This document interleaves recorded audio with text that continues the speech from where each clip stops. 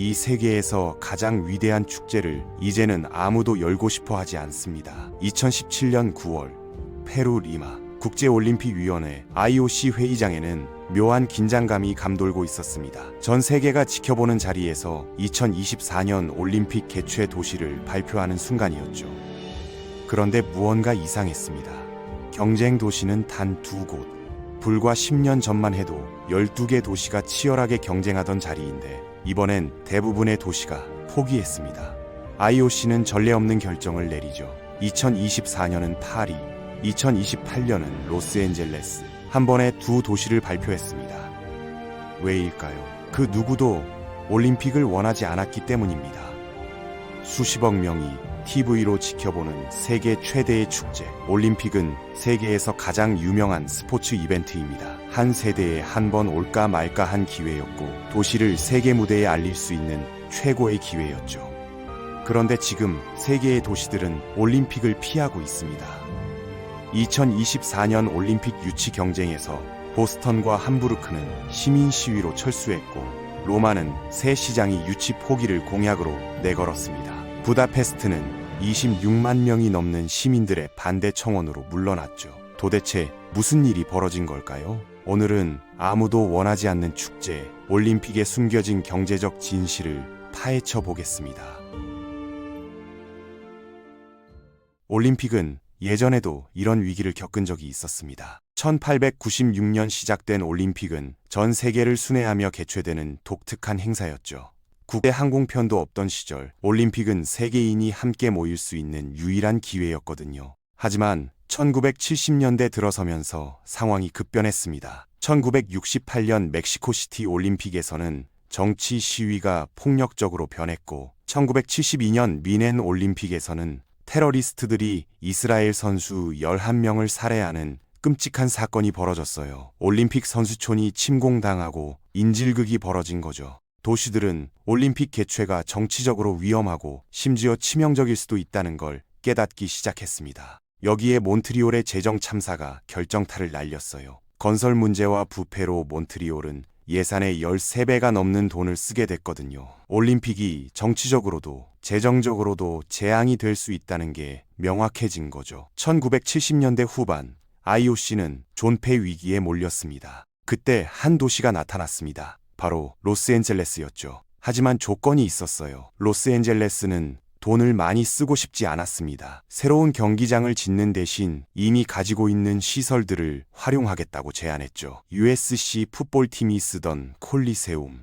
레이커스가 경기하던 포럼, UCLA 체육관과 테니스 센터를 사용하고 선수들은 대학 기숙사에 머물게 하겠다는 거였어요. IOC는 선택의 여지가 없었습니다. 그리고 곧 이 결정을 기뻐하게 됐죠. 1984년 로스앤젤레스 올림픽은 거의 모든 면에서 성공적이었거든요. 특히 재정적으로요. 2015년 달러 가치로 환산해도 약 10억 달러밖에 들지 않았고, 로스앤젤레스는 오히려 이익을 냈습니다. 이게 모델이 됐어야 했어요. 하지만 그 반대의 일이 벌어졌죠. 로스앤젤레스의 성공은 도시들에게 올림픽이 돈이 된다는 환상을 심어줬습니다. 1992년 대회에는 6개 도시가, 1996년에는 또 6개 도시가, 2000년에는 8개 도시가, 2004년에는 11개 도시가 올림픽 유치에 나섰죠. 더 많은 도시들이 경쟁하면서 IOC는 다시 영향력을 되찾았어요. 그런데 IOC는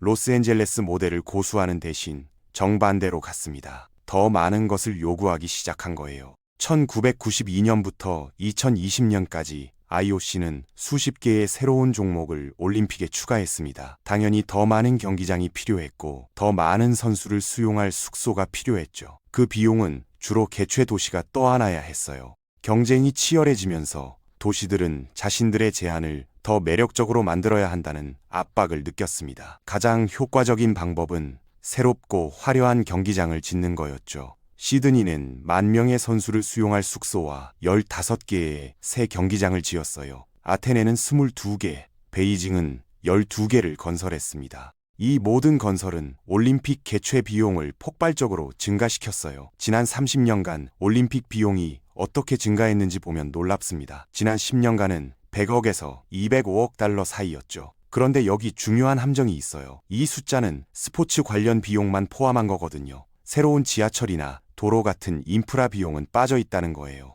이런 걸 포함하면 숫자는 훨씬 더 커집니다. 베이징은 2008년 하계 올림픽에 약 450달러를 썼다는 추정도 있어요. 러시아는 2014년 동계 올림픽에 510억 달러 이상을, 도쿄는 약 350달러를 쓴 것으로 알려졌죠. 어떤 숫자를 사용하든 한 가지는 분명합니다. 이 모든 도시들이 초기 예산을 초과했다는 거예요. 입찰 과정 자체가 도시들을 인위적으로 낮은 예산을 제시하도록 부추기거든요. 처음에는 간략한 의도와 계획만 제출하면 돼요. 정치인들이 그래요. 이 정도면 되겠죠 라고 말하는 거죠. 그런 다음 온갖 부가 시설들을 추가하기 시작합니다. 이게 비용을 엄청나게 늘리는 거예요. 도시가 티켓 판매와 TV 중계권, 스폰서십으로 벌어들이는 돈은 이런 비용의 일부만 커버합니다. 결국 정부가, 그러니까 납세자들이 나머지를 부담하게 되는 거죠. 경제적으로 좋은 거래가 아닌 게 분명해요. 하지만 개최 도시들은 수십 년 동안 단기적으로는 손실을 볼 수 있다는 걸 알고 있었습니다.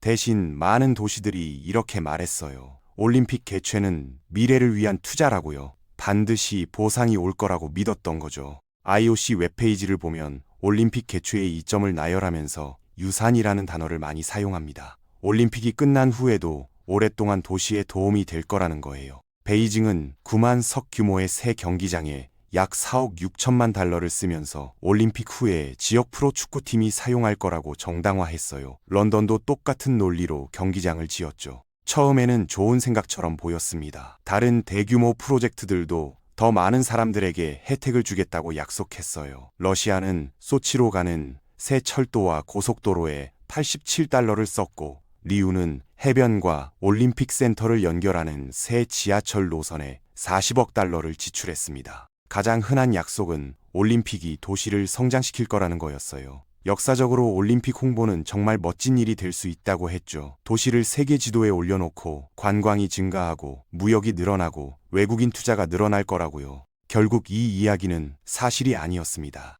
관광부터 살펴볼까요? 2004년 연구에 따르면 애틀랜타, 시드니, 서울은 올림픽 전 관광붐을 경험한 후 오히려 감소세를 보였어요. 1996년 동계올림픽 3개 경기를 조사한 연구는 관광에 대한 장기적 영향이 존재하지 않는 것과 매우 미미한 것 사이에 있다는 걸 발견했죠. 2010년 연구는 올림픽 개최로 인한 관광 이점의 증거를 거의 찾지 못했어요. 오히려 큰 피해의 증거가 있었습니다. 다시 말해 TV에 출연하는 게 역효과를 낼 수 있다는 거예요. 날씨가 너무 덥거나 추우면, 보안 사고가 발생하면, 교통에 대한 나쁜 이야기가 나오면 일부 도시는 이미지를 개선할 수 있지만 다른 도시들은 이미지를 손상시키는 거죠. 많은 인프라 투자도 열매를 맺지 못했습니다. 러시아 철도 프로젝트는 이제 비참한 실패로 간주돼요. 리우 지하철 노선은 일부 주민들이 정말 필요로 했던 내륙 저소득층 지역이 아니라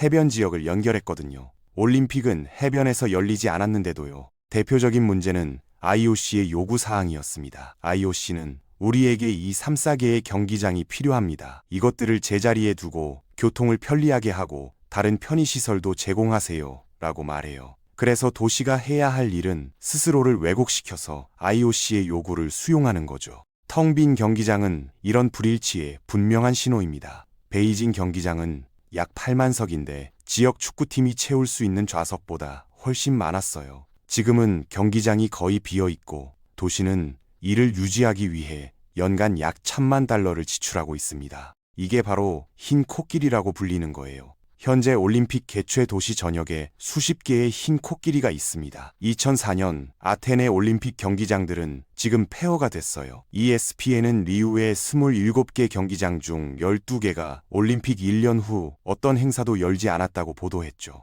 많은 주민들에게 흰 코끼리는 올림픽이 돈 낭비라는 걸 보여주는 상징입니다. 영원히 도시에 좋을 거라는 아이디어가 있었지만 지금까지는 아니에요. 대부분은 그 반대인 거죠. IOC는 2024년 올림픽 개최를 위해 6개 도시를 경쟁시켰고 시민들은 이 문제에 대해 뭔가를 하려고 했습니다. 결국 보스턴과 함부르크는 시위로 철수했고 로마의 새 시장은 유치 포기 약속을 지켰습니다. 26만 명이 넘는 사람들이 청원에 서명해서 부다페스트도 철수했죠. 이로써 IOC에는 2명의 입찰자만 남았어요. 다시 말해 IOC의 영향력은 사라진 거죠. 그 이후 IOC는 호스팅 비용을 크게 줄일 수 있다는 개혁안을 승인했습니다. 현재 시설과 임시 시설을 사용하도록 요구하고 1984년 로스앤젤레스처럼 다른 도시와도 협력할 수 있도록 허용한 거예요. 현재로서는 파리가 예산을 초과하지 않을 것 같고 로스앤젤레스 조직위원회도 예산 내에서 올림픽을 개최할 수 있을 거라고 말합니다. 하지만 문제는